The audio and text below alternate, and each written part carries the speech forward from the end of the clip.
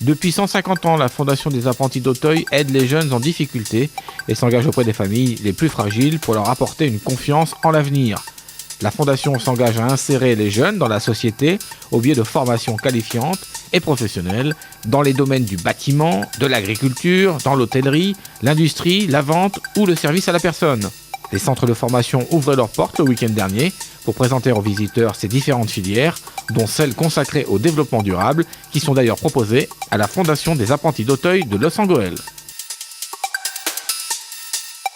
Dans le cadre du projet intercommunal Jouer ensemble, mis en place par les villes d'Avion, Méricourt, Billy-Montigny et Salomine, la médiathèque Émile Zola d'Avion a invité les jeunes à découvrir son exposition intitulée Jeux.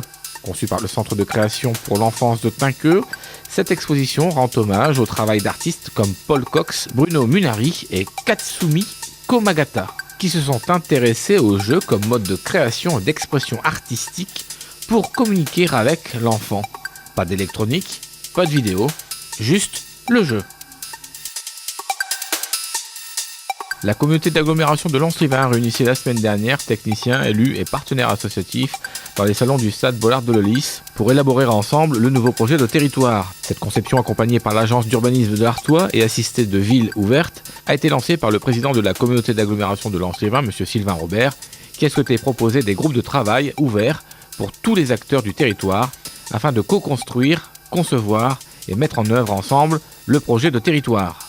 5 groupes de travail autour de la centralité, la mobilité, le logement, l'emploi et la qualité de vie, avec dans ces groupes un élu pilote politique, 2 pilotes techniques, services et partenaires pour animer chaque thématique. Cette première séance de travail a pour objectif de désigner une stratégie et un programme d'action pour juin 2016, toujours au service de la population. Dans le cadre de son festival Les Utopistes debout, la ville d'Avion proposait samedi soir à la salle Aragon un spectacle intitulé « Et moi, pourquoi je n'ai pas une banane ?» par la compagnie Détournoiement et Mobilhome. Cette création franco-québécoise a plongé le spectateur dans l'univers des bandes dessinées irrévérencieuses de l'auteur Copy, l'auteur des célèbres dessins repris dans Charlie Hebdo, Harakiri et Le Nouvel Observateur. Dans un environnement totalement blanc, les principaux personnages sont interprétés par des comédiens masqués qui deviennent des poupées avançant dans un univers vide. Beaucoup d'humour dans ce spectacle dont le succès a été unanime. Après 1 an et demi de travail, c'est la dernière ligne droite avant le début de l'Euro 2016 de football sur notre territoire. Le maire de Lens, M. Sylvain Robert, est revenu sur les différentes actions menées pour faciliter la venue des supporters d'une part, mais aussi sur les aménagements mis en place pour que la population lensoise et ses commerçants puissent profiter de cet événement exceptionnel. Parmi les sujets abordés, la fan zone et le préfiltrage sécuritaire, les parkings réservés et navettes mis en place, accompagnement des commerçants et contraintes commerciales à respecter.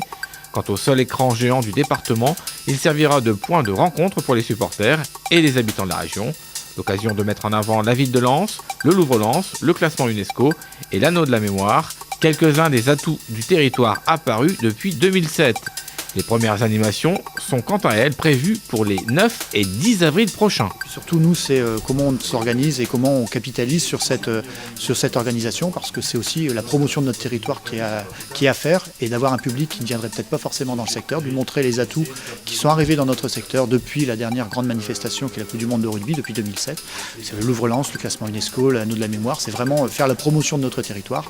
On est dans la dernière ligne droite, c'est le fruit aussi d'1 an et demi de travail, donc maintenant on attend impatiemment les premiers matchs et les premières animations qui vont arriver pour que la population soit vraiment associée à cet événement. Dans le cadre de l'Émoi des auteurs, une manifestation organisée par la Maison de l'Art et de la Communication de Salomine, Michael Molonska, un romancier originaire d'Auchel et auteur de livres à succès, était au lycée La Peuplerée de Salomine pour rencontrer les élèves de première et terminale Bac Pro. Les élèves ont pu travailler en atelier d'écriture avec l'auteur sur son livre 666e kilomètre qui mêle thriller, fantastique et satire sociale. Un moment très apprécié par les élèves qui profitent lors de ces ateliers de l'expérience d'un homme de lettres et qui se rendent compte de la difficulté d'un écrivain à écrire un bouquin. On m'a donc fait intervenir pour répondre aux questions des élèves sur l'acte d'écrire, sur l'écriture d'une manière générale. Également en lien avec donc 666e kilomètre et le projet de la classe. Le lycée d'A Peupleray organise souvent des rencontres culturelles avec les élèves, notamment du 29 mars au 1er avril prochain, où ils participeront à une semaine culturelle avec différents ateliers artistiques, des ateliers qui suscitent parfois quelques vocations. Située au cœur du parc de la Glissoire, à quelques mètres de l'étang, la guinguette des pêcheurs avionnés et amis de la Glissoire redémarrait dimanche dernier pour le plus grand plaisir des amateurs de musette, tango et rock'n'roll. Animé par Pascal Liétard, dit Paco, le petit bal du bord du lac aura dans les mois à venir le succès des années passées. Prochain rendez-vous, le 10 avril prochain de 15h à 19h pour guincher au bord de l'eau. Pour la 6e année consécutive, les amateurs de boxe pied-point avaient rendez-vous au complexe sportif Jules Alumègue pour le Fight to Remember du Boxing Team de Méricourt. Une soirée portée par le président du club, Jean-Georges Véjux, est dédiée à la mémoire de Rémi, un élève du club décédé en 2009. Plus de 600 personnes étaient présentes pour soutenir les 30 combattants, amateurs, confirmés et professionnels, venus des 4 coins de France et de Belgique. Les pointures du club méricourtois, Thomas Véjux et Johan Tack, passés pro tout récemment, ont clôturé la soirée en beauté en remportant leur combat en K1 avant la limite. Thomas Véjux s'est imposé par arrêt de l'arbitre dans le dernier round de son combat face au Belge Lionel Verstappen. Thomas Véjux s'est imposé par arrêt de l'arbitre dans le dernier round de son combat face au Belge Lionel Verstappen de la team Latrache de Moucron. Johan Tack s'est montré expéditif, lui, opposé au Nîmois Karim Jabri, rapidement mis KO avec un coup de genou au visage. Le protégé de Jean-Georges Véjux prouve une nouvelle fois qu'il est l'un des plus gros punchers actuellement. Vous retrouverez quelques extraits de cette belle soirée dans les fils de l'actu de vos programmes.